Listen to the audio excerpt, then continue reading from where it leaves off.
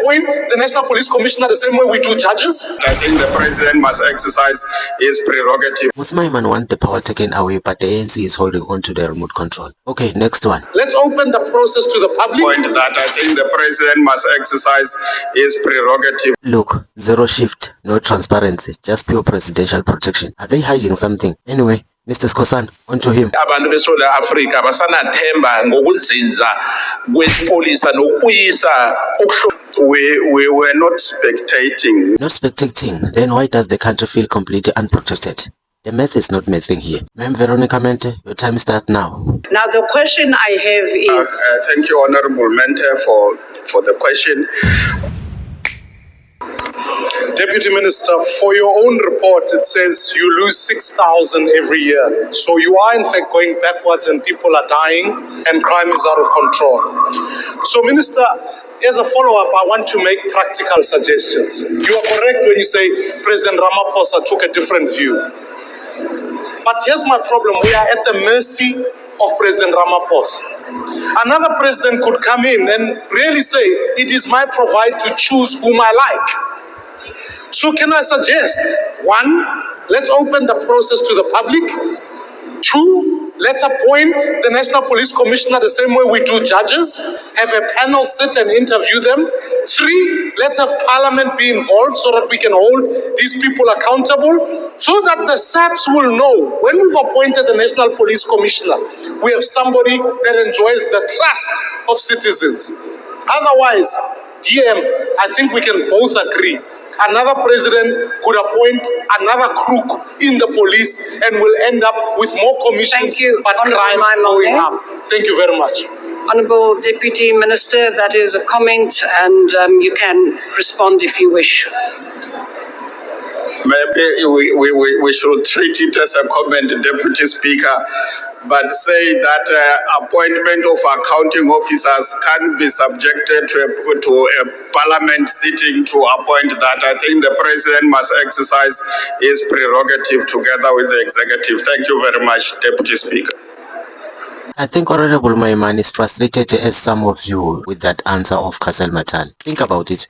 We interview judges in public to protect our courts, but the ANC want to keep the top cops appointed hidden in the president's pockets. If there's nothing to hide, why are they terrified of transparency? It's pure political gatekeeping. If we were to ask the Madlanga Commission to expand their mandate into the police and look into the capacity of the police as well as the impact they have into the delivery of cases that are successfully prosecuted in court, it will lead us to the finding that there's substantial amount of vacancies in the police generally, which then leads to stress as well as the low morale. Now, the question I have is, have you looked into the statistics to fill up all the vacancies within the police, in particular the FCS units and your violent crime units, where we find that in rural areas and in townships in particular, when you call on the police stations, you are going to be told that there's only 3 police vans available because there are no personnel to drive whatever vans that are available. Thank you. Thank you, Honorable Mente, for the question. Of course, the extension of the probe by Madlanga, I think if recommendations are made and the president sees it fit to do so, he will do that. But to understand the state, the vacancies in SAPS or the personnel in SAPS, we know that there is a shortage. We have not recruited in a manner that complements the retirement that happen annually. We approached the president in the past, in the 6th administration, to increase our capacity to train personnel in our colleges. Generally, we are training 5,000 in our colleges. The president allowed us to train an extra 5, which meant that we trained 10,000 officers in the past 3 years, which our academies could not even accommodate. We had to approach the army to request to use their facilities, which they obliged, so that we can train this project, which we call Project 30,000.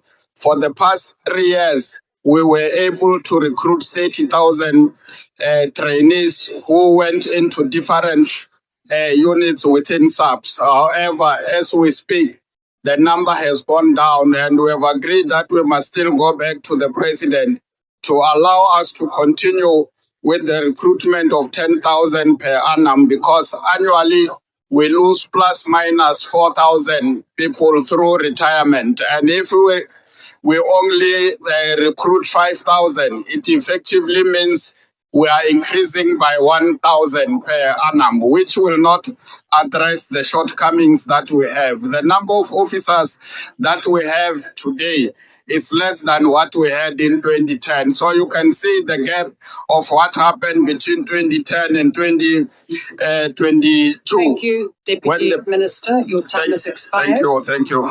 Fewer cops on the street today than in 2010. Let that sink in. Our population grew by millions, but our police force decreased every day. The ministry can talk about training camps all day, but the math prove that they left our community completely defenseless. They protect visitors more than their own. Ngithokoze mgcinihlalo ngqongqothe kuba yini kungabanga njengoba wazi ukuthi ukurarana kwesipholisa nokungazinzi kuhle kuthoma lapha phezulu esipoliseni. Yingani ningahonanga ukuthi ningenelele njengo ministry ukuthi nibe nenthukuluko enizenzako ukuthi kungabi nento le esitholako yokuthi abantu beSouth Africa basanathemba ngokuzinza kwesipolisa nokubuyisa ukuhlonipheka kwesipolisa isithaba siluze khulukhulu lapho. Thanks, Honorable Skhosana. We were not spectating as the events unfolded within the service.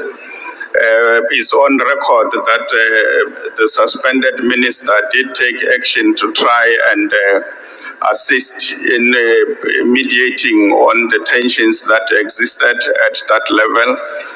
And of course, unfortunately, what has happened, and I think it was necessary that South African police go through this process so that it can assist us to reset. I'm quite confident that the Commission of Madlanga and the ad hoc committee, those processes are going to assist greatly to reset policing in South Africa so that it become effective and an instrument to defend and protect our democratic project. Thank you, Chairperson. I thought you have Mr. Castle Matale ngaleyo answer yakho. Yo, Castle Matale says they were not spectating as the ANC. But why high position cop get involved into corruption? If the ministry is actually playing the game, why are we losing so many police to corruption? The MK party is exposing the brutal truth. A leadership that refused to acknowledge its own chaos has already given up on the country. Let's listen up. From Boza, MK party and EFF, tell us what to think about Castle Matale's answers.